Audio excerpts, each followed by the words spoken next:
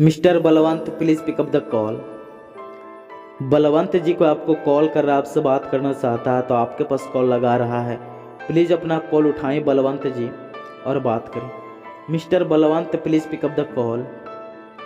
बलवंत जी को आपको बार बार याद कर रहा है, आपसे बात करना चाहता है, तो आपके पास कॉल लगा रहा है। मिस्टर बलवंत प्लीज़ उसका कॉल उठाएं और बात करें। मिस्टर बलवंत, कोई आपको कॉल कर रहा है, प्लीज़ कॉल उठाएं और बात करें। Mister Balwant please pick up the call.